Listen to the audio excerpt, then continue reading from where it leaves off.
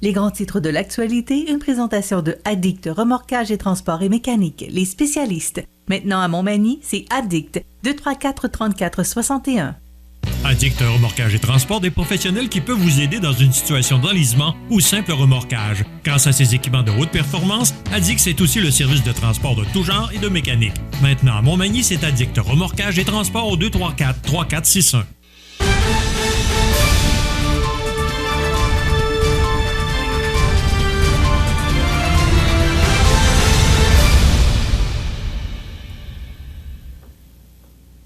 Les grands titres de l'actualité de ce jeudi 20 octobre. José Soucy, bon matin. Bon matin.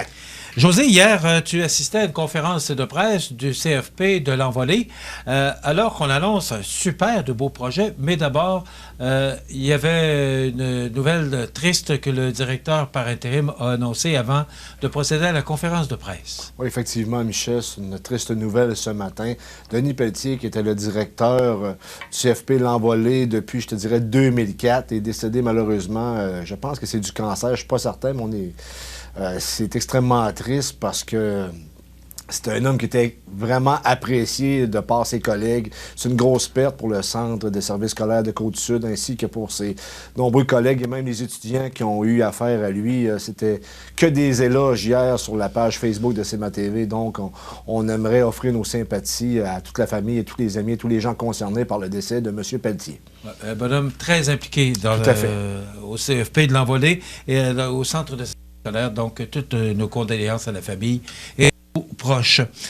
Mais il y avait également, suite à ça, la conférence de presse. Raconte-nous un peu, parce que là, les étudiants vont être payés pour aller à l'école? Oui, écoute, la pénurie de main-d'œuvre oblige. On doit trouver des solutions afin de pallier à ce problème-là qui est extrêmement présent dans la belle province. Et on n'y va pas avec le dos de la cuillère du côté du CFP de l'Envolée parce qu'on va rémunérer jusqu'à 25 $ l'heure la formation en tôlerie et en usinage. Et ensuite de ça, les gens vont déjà travailler, c'est-à-dire les élèves en question, vont aller travailler à des usines du secteur. Ils vont continuer à être payés avec un salaire très, très décent. Là. On parle jusqu'à 25 $ de l'heure. Donc, ce n'est pas rien. Je pense que ça va encourager énormément les jeunes et même des gens à retourner sur les bancs d'école, justement, pour avoir un salaire. Écoute, pense-y, Michel, là, tu vas étudier et tu es payé 25 $ de l'heure. Je peux te dire une chose, que si ça avait été ça dans mon temps, il n'y aurait eu pas mal moins de décrochage, selon moi. Ça plus longtemps. Oui. Hey, 25 $ de l'heure, c'est pas rien, là. Écoute, c'est sûr qu'il y a des subventions là, qui viennent de Québec là, avec les entreprises. Les entreprises en question vont être remboursées par Québec. Ça, c'est clair, mais quand même, je pense que c'est une façon de stimuler l'économie, de stimuler également le fait d'emmener des gens sur le marché du travail, de combattre la pénurie de main-d'œuvre au final. Mais rappelle-toi, lorsque M. Legault a annoncé pendant la pandémie là, le montant forfaitaire qu'on donnait aux préposés aux bénéficiaires pour intéresser des préposés aux bénéficiaires à aller suivre le cours pour pouvoir, après ça, les faire travailler dans nos hôpitaux. Il me semble que c'était une 50aine de mille, là, mais c'était quand même un montant très intéressant. Alors, on est rendu maintenant à payer les étudiants pour aller à l'école pour contrer la pénurie de main-d'œuvre. Mais moi, ce que je pense aussi, José, c'est qu'en payant les étudiants 25 $ l'heure, ça oblige quasiment l'employeur, parce qu'il y a déjà des entreprises là, qui se sont avancées qu'ils embaucheraient ces étudiants-là. Ça veut dire que pour l'employeur, c'est difficile pour lui de payer 23 $ de l'heure s'il va à l'école à 25. De ce que j'en ai compris, Michel, ils vont avoir des subventions allant jusqu'à 25 $ l'heure. Ça veut dire que si l'entreprise paye 25 $ l'heure, l'étudiant en question, ben, il va être remboursé tout simplement. Donc, c'est du gagnant-gagnant. OK. C'est une très bonne nouvelle, puis moi, je pense que ça peut être un incitatif très important pour amener amener les jeunes... Les formations en question, là, au CFP de l'Envolée, il n'y avait plus personne qui les faisait. Hein?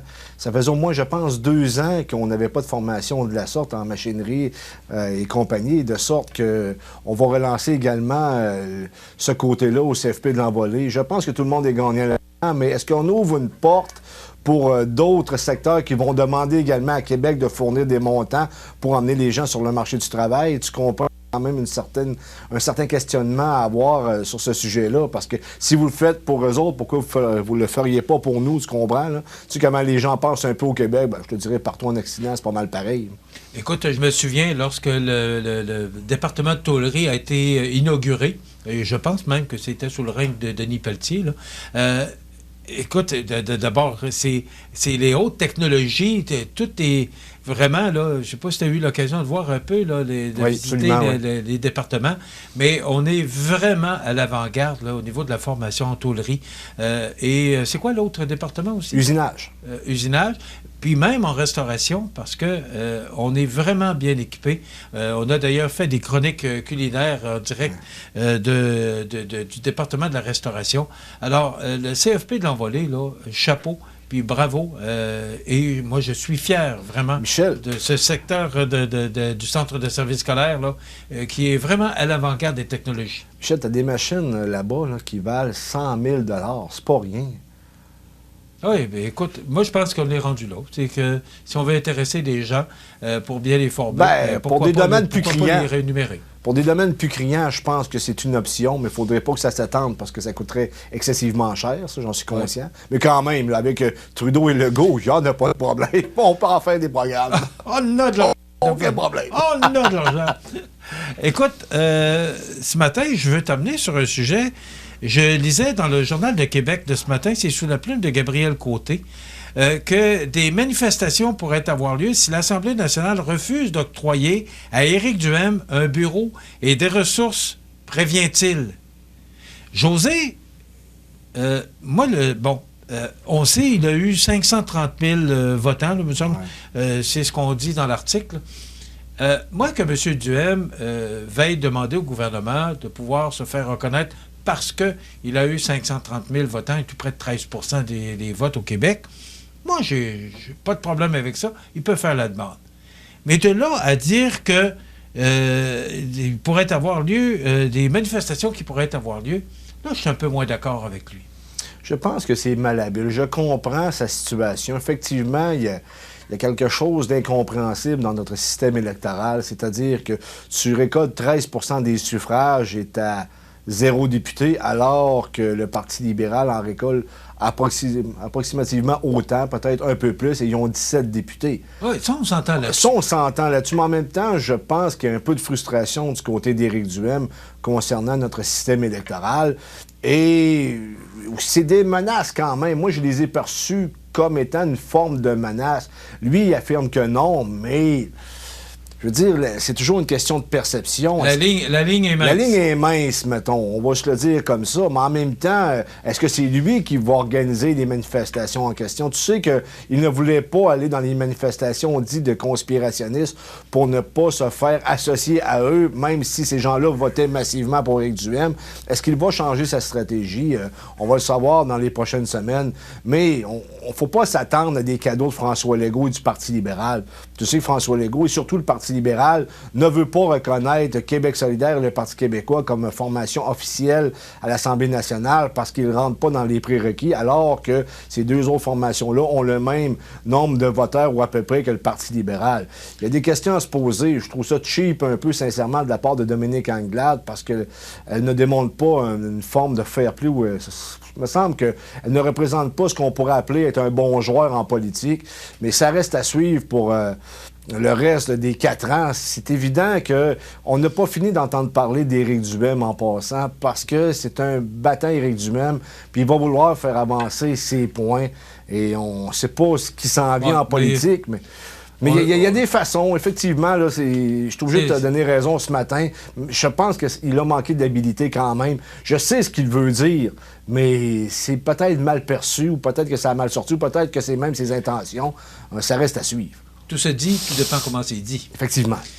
Éric Duhem est tellement d'avis que le bilan de... Éric Duhem demande, à François Legault de limiter à 20 le nombre de personnes qui feront partie du Conseil des ministres. Bon, le dernier Conseil des ministres, il était de combien? 25, si mon souvenir est bon. Bon. Là, on parle de 30. On parle de 30. Au moins, oui. OK.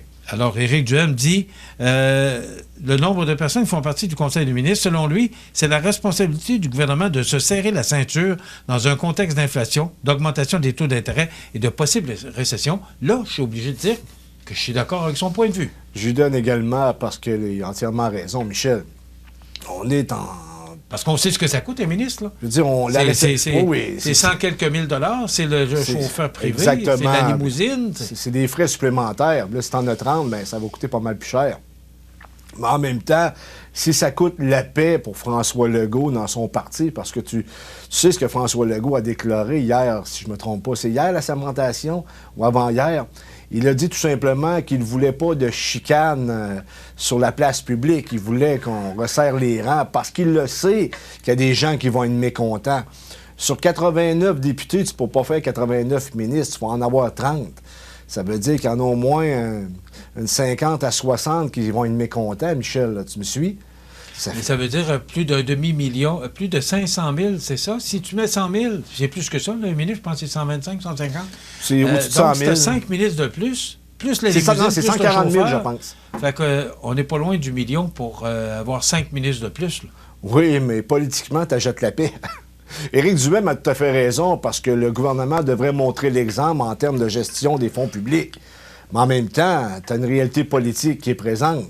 Et on sait que ça grogne là, au sein de la Coalition Avenir Québec. Et Éric Duhem, par ailleurs, pourrait profiter de certaines babounes qui n'ont pas été nommées ministres pour les emmener au Parti conservateur et de ce fait rentrer à l'Assemblée nationale par la porte de derrière. Ce n'est pas impossible. Bon, explique-nous un peu comment ça fonctionne. Il reste une minute, là. On pourra prendre... Parce que je voulais te parler de la sermentation de Québec solidaire, là, parce que, selon un article de Patrick Belrose, si bien que, malgré les apparats du protocole, les 11 députés ne sont toujours pas assermentés et ne peuvent siéger du Salon Bleu parce qu'ils n'ont pas été assermentés devant le roi, le roi Charles.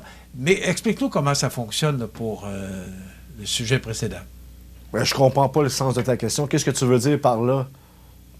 Ce que je disais, c'est que le 29 novembre, parce que je me souviens pas ce dont on parlait, parce que je t'ai amené ailleurs. Là. Ouais. Bon, on va parler de Québec solidaire. Il reste 30 secondes. On va laisser faire ça. On en parlera demain. Le temps passe vite.